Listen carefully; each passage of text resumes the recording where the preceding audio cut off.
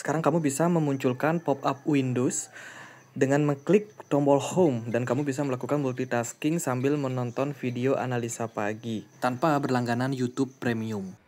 Hai semuanya, gimana kabar kalian? Semoga selalu dalam keadaan baik. Jadi welcome back again di The Kristun Channel dan ini adalah segmen analisa pagi, segmen di mana kita akan mengulas untuk update news dan juga pergerakan dari market, khususnya market dari Bitcoin. Hari ini kita berada di weekend, hari Minggu tanggal 9 Maret 2025. Teman-teman, kondisi dari market overall masih mayoritas merah ya dari altcoin. Bahkan ada beberapa yang minusnya lumayan signifikan kayak Radium, kemudian Deepbook Protocol, lalu ada beberapa koin-koin lain yang juga dalam posisi masih negatif. Dan kalau kita lihat sih di hari Minggu ini nggak terlalu ada sentimen data, jadi biasanya memang market volume perdagangannya akan turun dan ya biasanya weekend memang cenderung seperti itu, tapi akan volumenya naik lagi hari esok hari Senin menjelang pembukaan market gitu. Jadi kan market-market dari US, saham US, forex dan juga di berbagai negara khususnya pergerakan saham itu rata-rata memang tidak ada pergerakan ya. Jadi trader-trader banyak mengambil momentum weekend untuk liburan dan volume perdagangan cenderung bakalan turun. Namun bisa jadi volatil untuk market karena hanya sedikit pemain yang ada di pasar yang mungkin menyebabkan pergerakan cukup fluktuatif. Teman-teman, untuk beberapa event minggu depan ya kita akan dapat beberapa sentimen data yang penting. Ada CPI and PPI dari China yang akan rilis. Ini data inflasi. Kemudian dari hari Seninnya akan ada Eurogroup meeting. Ya, tidak terlalu banyak sentimen data di hari Senin. Hari Selasa baru akan ada beberapa rilis data penting. Ada GDP dari Jepang, ada Eurogroup meeting juga dari Amerika Serikat. Lalu ada JOL ya, Eurogroup meeting dari Uni Eropa ya. Kemudian ada JOL dari Amerika Serikat. Lalu di hari Rabu ini ada data penting yaitu data CPI, core CPI inflation dan juga CPI, data inflasi yang bakalan sangat sensitif untuk market. Lalu di hari Kamisnya lanjut rilis data PPI dan juga initial jobless claim. Hari Jumat kita akan dapat data trade balance dari Inggris, lalu ada Michigan one year inflation untuk Amerika Serikat. Itu sih beberapa sentimen data untuk makroekonomi minggu depan. Jadi siap-siap dengan volatilitas dari pergerakan dolar. Kalau kita lihat dari dolar belakangan ini memang terus turun ya. Dolar terus turun dan menunjukkan memang terjadi pelemahan pasca Donald Trump mengesahkan tarif pajak di awal bulan Maret ini gitu. Jadi untuk dolar US sendiri cenderung mengalami pelemahan karena market melihat potensial pelemahan dari makroekonomi secara keseluruhan. Karena yang namanya perang tarif ini ya, perang pajak ini, tarif pajak ya, itu bakalan berdampak ke semua negara, termasuk juga negara-negara yang berkembang dan juga negara-negara yang maju gitu. Jadi kalau dari saya sih melihat marketnya merespon negatif, otomatis market akan mencari investasi yang lebih aman. Ya, bahkan dolar sendiri pun juga dianggap sudah tidak stabil di posisi harga sekarang. Jadi udah mulai nggak aman nih pegang dolar. Jadi mereka akan beralih ke aset-aset seperti emas atau bahkan mungkin saham ya S&P 500 yang sudah sempat terdiskon gitu. Semoga Bitcoin juga jadi bahan pertimbangan juga ya dan juga altcoin yang memang cenderung udah pada murah untuk sekarang ini. Teman-teman, itu dari makroekonomi ya. Kita akan coba lihat dari beberapa sentimen data yang lain. Dari social value, kemarin rilis datanya adalah negatif. Ada outflow yang cukup besar dari Bitcoin Spot ETF. Selain itu juga Ethereum Spot ETF mengalami arus keluar lagi. Teman-teman, ini sudah hampir 2 minggu ya arus keluar berturut-turut dari produk Bitcoin Spot ETF dan juga Ethereum. Menunjukkan memang tekanan jual pada market masih lumayan besar gitu. Jadi ya secara makro negatif, secara arus keluar pun kalau dilihat dari data on-chain pun juga bakalan negatif. Nah, teman-teman, di momen Ramadan ini ada cashback ya dari toko kripto yang bisa teman-teman dapetin sampai total 30 juta rupiah. Caranya gimana? Jadi teman-teman tinggal melakukan deposit ya atau pembelian koin-koin yang tercatat di sini seperti Bitcoin, XRP, ADA atau Cardano dan juga Solana. Campaign ini berlaku dari 4 Maret sampai 18 Maret. ya. Syaratnya ada teman-teman wajib menyelesaikan KYC toko kripto tahap pertama. Seperti itu. Dan rewardnya teman-teman bisa dapetin dengan minimum deposit 25.000 saja. Dengan maksimum cashbacknya itu adalah sekitar Rp25.000. Cashback ini cuma berlaku satu kali untuk top up ya. Dan akan ada hadiah ekstra untuk 10 pemenang dengan volume deposit tertinggi. Gitu. Jadi selama periode campaign ini tidak boleh melakukan withdrawal atau penarikan. Gitu. Jadi buat teman-teman yang tertarik untuk ikutin campaign-nya bisa coba untuk masukkan user ID kalian di form yang aku sudah sertakan di kolom deskripsi video ini supaya teman-teman bisa mendapatkan cashback-nya. Oke, kita akan lanjut ke beberapa berita yang lain, teman-teman. Yang pertama adalah kalian bisa melihat ya, perang dagang itu impact-nya sangat-sangat signifikan. Ya, setelah Amerika Serikat kemarin menaikkan pajak, khususnya untuk Cina juga, Cina membalas. Meskipun dia tidak membalas hanya kepada Amerika Serikat, tapi juga negara tetangga mereka, Kanada. Kanada mendapatkan tarif 100%. Ya untuk hasil import mereka ke Cina, dan ini sangat-sangat besar teman-teman. Jadi ini akan berlaku untuk pajak berupa oil cake dan juga peas ya. Dan akan ada 25% tambahan lagi untuk mereka yang import daging babi dan juga aquatic product. Jadi produk-produk perairan. Itu jadi ketat banget nih Cina sekarang teman-teman. Jadi ini bakalan sangat berimpact sama ya trade balance ya dari market, perdagangan ini bakalan sangat melambat kalau kita lihat karena kebijakan-kebijakan yang sangat ketat terkait dengan pajak ini gitu. Jadi ya ini parah sih menurut saya ya. Kemudian juga dari berita yang lain terkait dengan Donald Trump yang kemarin sudah mengesahkan Bitcoin sebagai strategic reserve, dan saat ini Donald Trump akan berkomitmen untuk lebih banyak memberikan dukungan kepada dunia kripto dengan mengesahkan benteng NOK digital.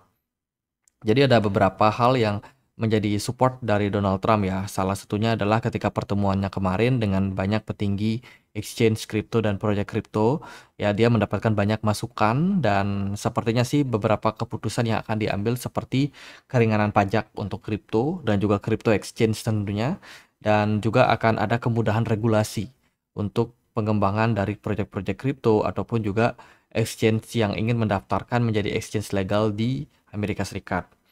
Selain itu juga kalau kita lihat akan ada kemudahan untuk perbankan mengadopsi ataupun bekerja sama dengan proyek-proyek kripto.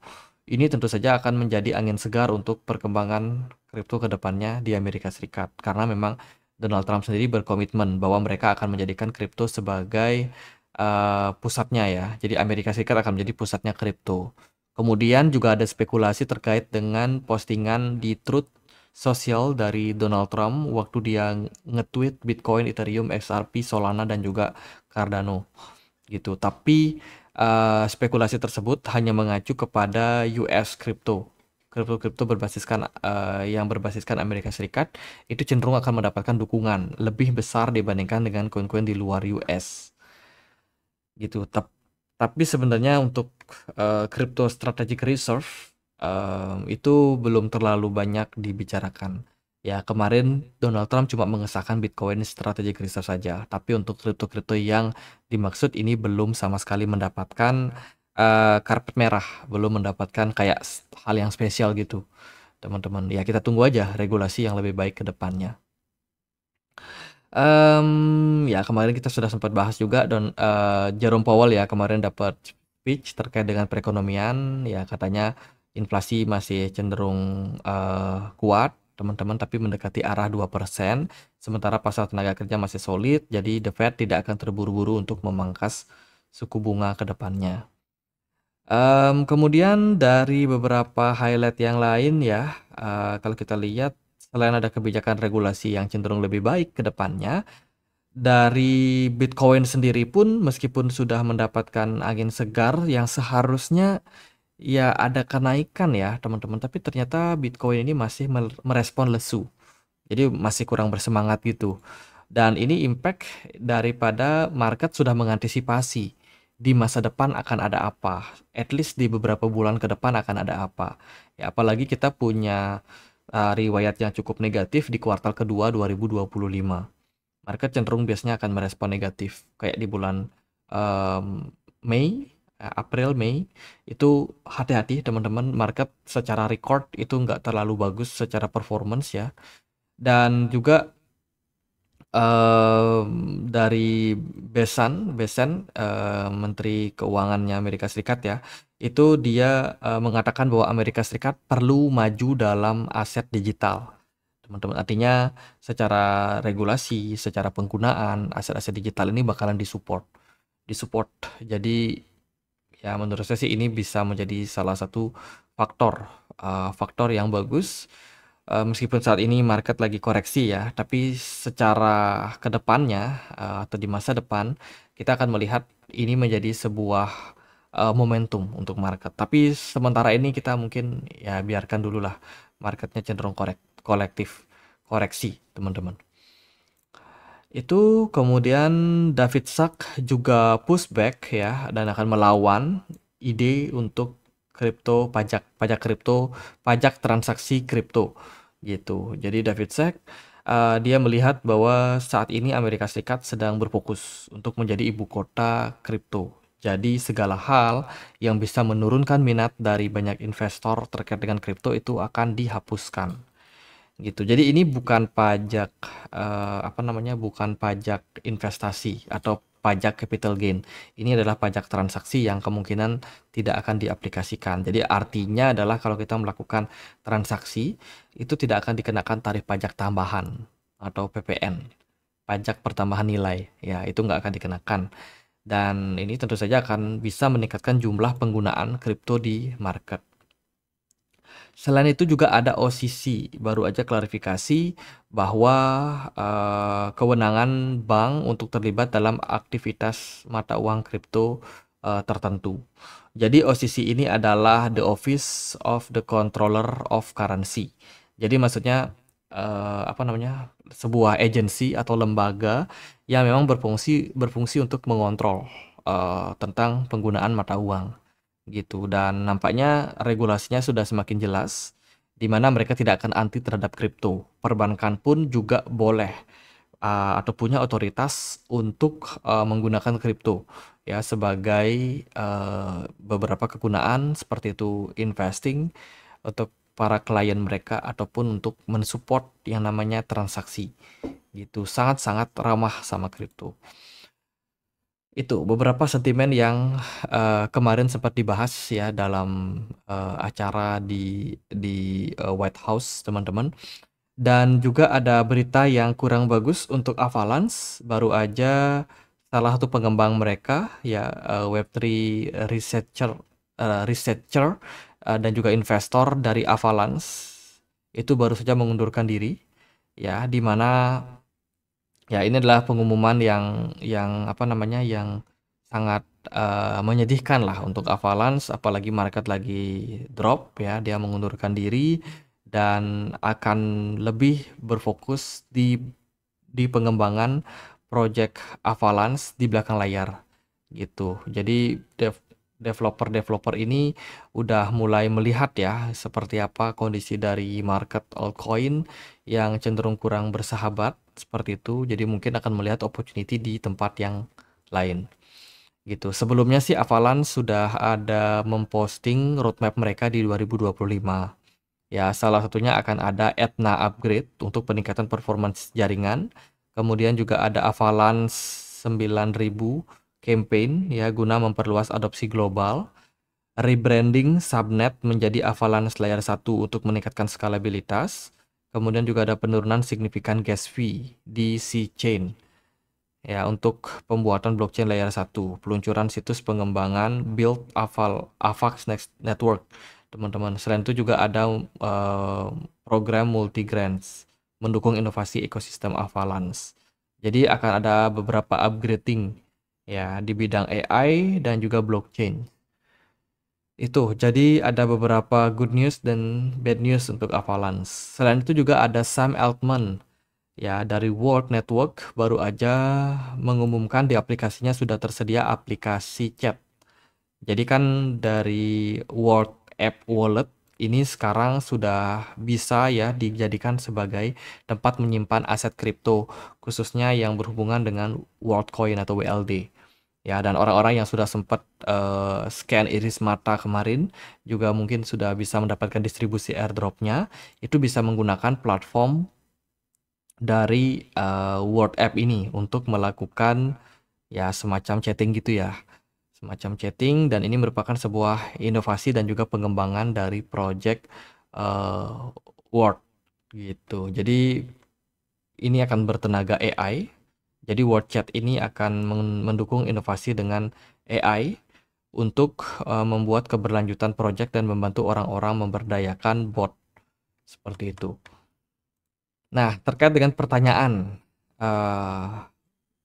when all season, teman-teman.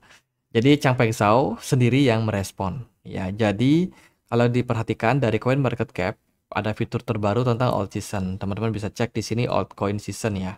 Sementara berada di poin 14. Kalau yang terbaru coba kita cek ya CMC. Oke.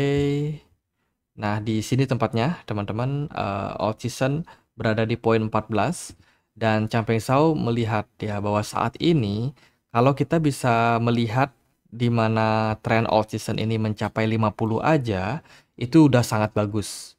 Tapi realitanya kan hanya 14. Maksudnya gimana?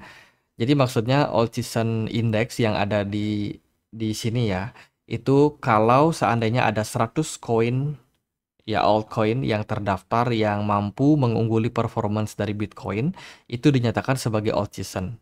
Sementara ini hanya 14 altcoin saja yang sudah berhasil melampaui performance dari Bitcoin. Itu pun secara jangka pendek. Dan dia melihat bahwa saat ini kita belum berada di altcoin season. Gitu. Teman-teman bisa manfaatkan fitur dari CMC ini untuk men-track ya. Tapi kalau kalian perhatikan secara 90 hari terakhir kita sudah turun jauh dari yang namanya alt season. Artinya ya kebanyakan gagal outperforms. Teman-teman, kebanyakan altcoin gagal untuk punya performance yang lebih baik daripada Bitcoin. Ya, beberapa koin yang performanya bagus, ada Bera, ada Trump, ada BGB, IP, DEXE, lalu ada GT, ada OM, Hype, lalu ada PEX ya. Terus ada XMR dan juga ada XAUT dan Leo. Sementara yang lain semuanya kebanyakan negatif. Yang lain negatif, teman-teman. Jadi saat ini kita belum berada dalam alt season. Kalau nunggu kapan alt season, coba cek di CMC. Mungkin akan mempermudah teman-teman untuk mendapatkan info koin-koin mana saja yang melawan arus. Seperti itu. Oke, kita akan sedikit ulas ya gimana performance dari Bitcoin. Setelah kita melihat dari beberapa data, memang kecenderungannya tidak mendukung untuk terjadi tren bullish jangka pendek. Oke, hari ini kita performance-nya cukup low. Kemarin kita sudah sempat bahas ya, kalau pergerakan Bitcoin itu bergerak dalam sebuah symmetrical triangle. Dan pola ini sangat-sangat misteri. Kemana arahnya sangat-sangat misteri. Tidak ada yang bisa menebak secara pasti. Tapi kalau dia sudah menunjukkan indikasi breakdown atau break up naik, itu bakalan sangat-sangat impulsif.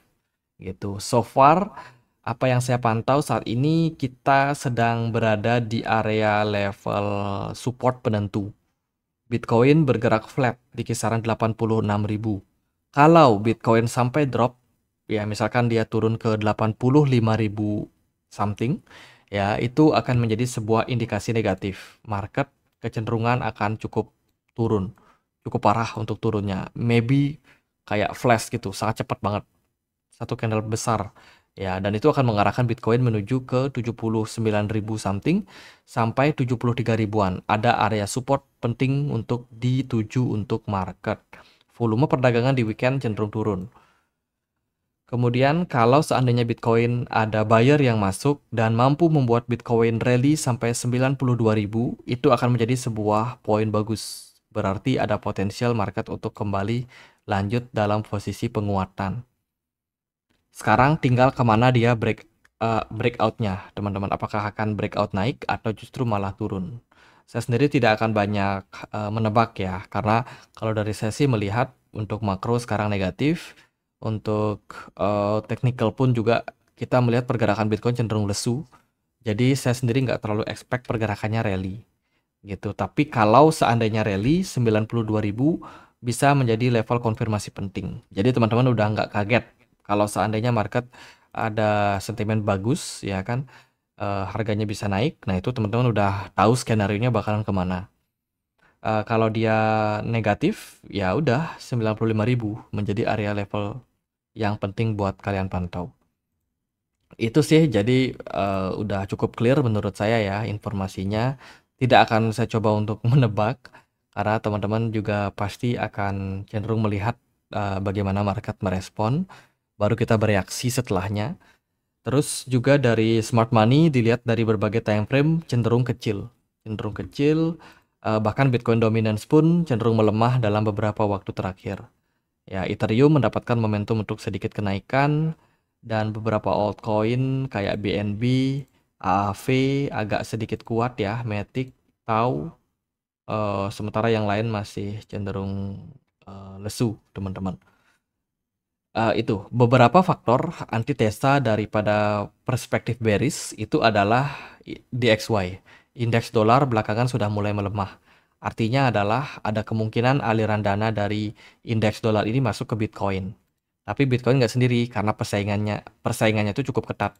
Karena ada emas dan juga saham Amerika yang bersaing memperebutkan liquidity gitu. Jadi ada kemungkinan aliran dana dari eh, apa namanya dolar itu berpindah ke Bitcoin atau S&P 500 atau emas atau dibagi rata ketiganya. Bisa saja seperti itu.